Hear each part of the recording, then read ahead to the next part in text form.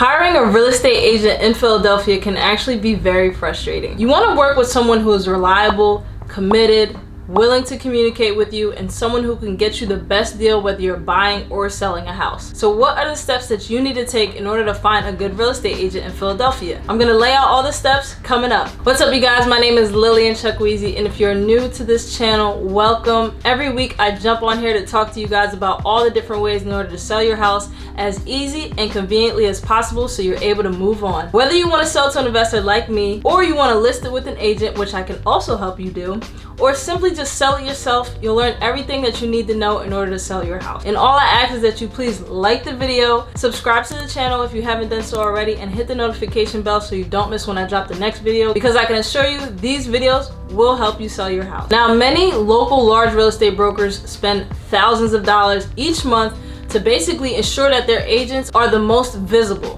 whether it be, online, putting signs up at the local bus stops. People still do it, putting up the giant billboards in the most high traffic areas. There's a lot of brokerages that still use the old school methods of marketing. However, the agents that are backed by the most promotion dollars aren't always the best and may not be a good fit for your individual circumstances. So in today's video, we're gonna look at how you can find a good real estate agent here in Philadelphia. Now, it's important to note that if you do need to sell your house in Philadelphia very fast, and you can't wait 3 to 6 months to have it on the market, then we may be able to help by purchasing your house directly from you, because we are investors and we can make you an all-cash offer within 24 hours on your house in as-is condition. So again, if you don't have the time to keep it on the market for 3 to 6 months, maybe us purchasing it for cash may be a better option for you. Either way, we're here to help. So let's get into it. How to find a good real estate agent here in Philadelphia. First thing you need to do is get reviews, like real reviews. And how you do that is very simple. You just go online. Now, online reviews of real estate agents can easily be manipulated sometimes, and sometimes they're just like paid advertisements. So you got to be able to decipher which one's an actual review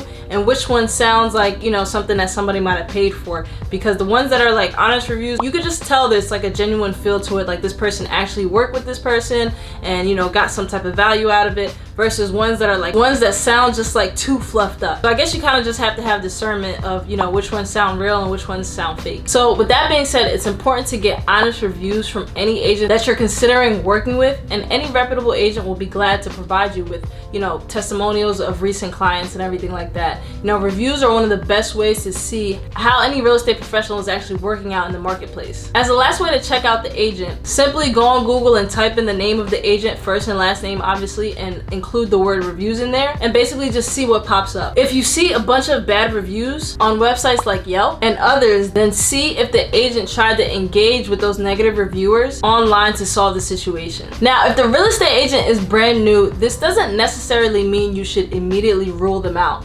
Since they probably won't have any reviews, you'll have to go off of a judge of character. So let's say you met them in person, even if it was just one time for a short period of time, and you feel comfortable with them, then I would say give it a shot. Hopefully they have earned your trust by this time and you believe in them to get the job done. Just because an agent is experienced doesn't necessarily mean that they're the right agent for you. Unfortunately, sometimes when agents have a lot of experience, that usually means that they're dealing with multiple clients at once. So unless they have a team, it really depends on the agent who they want to prioritize. However, a new agent typically is willing and able to focus solely on you and put forth the utmost effort to start gaining some traction in the industry. Now, the next thing you have to do is you have to be able to ask the right questions when it comes to finding a real estate agent in Philadelphia. So you can ask the agent, or better yet, you can ask his or her former clients these following questions in order to gauge the agent's skill and ability to represent you as a buyer or a seller. So the first question you want to ask them: was there any part of the process of buying or selling a home that the clients were pleased with or particularly displeased with? Because you definitely want to know the good and the bad that comes with working with that agent. Then you want to ask what the asking price was of the house,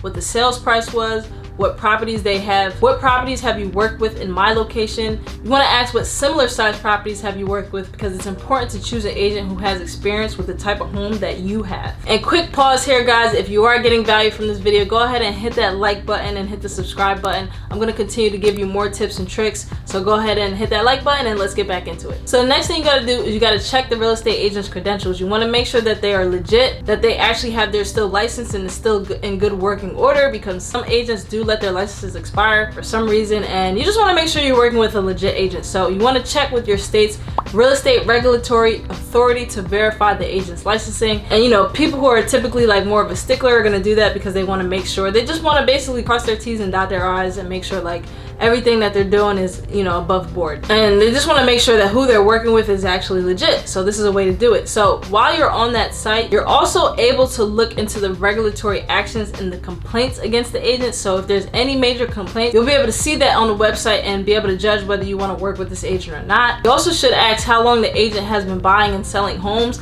Not that that's a determining factor, but you want to get a gauge on what type of experience that they have in the market. And if they're representing an agency, you want to ask how long they've been representing that agency, how long have they been with that broker, and their history with other firms. Above all, it's important to choose a real estate agent in Philadelphia that you can trust, because people only do business with who they know, like, and trust. We've all heard that, right? So it's true. If you don't trust the person, you probably shouldn't do business with them. And of course, regular communication is extremely important, especially when it comes to selling your home. I know one of the biggest complaints that clients have with real estate agents is the lack of communication, because you know, after some time, for whatever reason, agents do not follow up with their clients, and that can be very frustrating if you're trying to sell a house or trying to buy a house, because we understand that a house is usually people's biggest purchase or people's biggest sell. It pretty much represents the majority of your net worth, so we know it's a very important asset. Now when it comes to selling your house, a good agent will be able to answer these types of questions. They should be able to answer how many inquiries have been made on the home, how many of these inquiries came from people who are actually likely to purchase and not just window shoppers, because we hate dealing with window shoppers. They waste our time, and as agents, we don't want to waste our time and we don't want to waste your time. So a good agent should definitely be able to answer how many people have inquired who are actually looking to purchase your house. They should also be able to ask what other properties in the neighborhood are for sale and what are the asking price of those other homes. And a good agent will always have a pulse on the market, specifically in your area. They should be organized and able to keep track of all the activity that's going on with your home and the selling process. And then of course you have to ask your real estate agent how they plan on selling your house. In the case of looking for a local Philadelphia real estate agent, you want to ask them how they intend on selling your house and the things that they plan on doing that other agents won't necessarily do, and see what their answer is. Usually the great agents have a specific marketing plan that will get your house out there and on the market in a big way. Now, many agents usually just plan to list it on the MLS and hope for the best, but like other agents that we work with, me included and on my team, what we do is a lot more than that. Of course, we list it on the MLS because that's the foundation of the marketing campaign, but we also hold open houses. We get in contact with the neighbors to bring more awareness. We make it known to all the other agents in the area to put their buyers on notice. We also do online marketing and so much more. So it's really important to know the type of marketing that will be done during the process so you can stay on top of it with the agent. But a great agent will definitely let you know without you even having to ask, like what the metrics are and the stats and everything that's going on with the different marketing campaigns, and you know, what type of traction that you're getting on the home. Now this is where low price isn't always the best. Now we're in a market where, you know, the seller's market is really hot, and there's a lot of people who are looking to sell their house, and sellers are getting to the point where they're like starting to negotiate the agent fees, such as going from an average of 3% for the seller's agent and the buyer's agent, negotiating it down to like 2.5%, 2%, even 1.5%. Sometimes going with the lowest price option really isn't the best, because you get what you pay for, right? So we know a lot of times in Philadelphia, home sellers want to go with the lowest price option. And if you look at the numbers, a real estate agent who is earning 3% on a $100,000 sale, that's $3,000 in fees just to one real estate agent. And usually both agents representing the buyer and the seller are paid by the seller, and we know it isn't cheap. So technically that 3% would be 6% paid by the seller, which would be $6,000 out of that $100,000 sale. But hold on, just do your research before you go with a cut rate agent or a flat fee agent, because that usually means that the service that you're getting is also a lower service. So contrary to popular belief, agents actually do a lot of work, especially when it comes to selling your house. As discussed, there are a lot of marketing tactics that go into selling a house that homeowners don't usually know about. But aside from marketing the house, there's some other things that agents do that homeowners really don't even think about. Agents have to review all offers and purchase contracts that are submitted,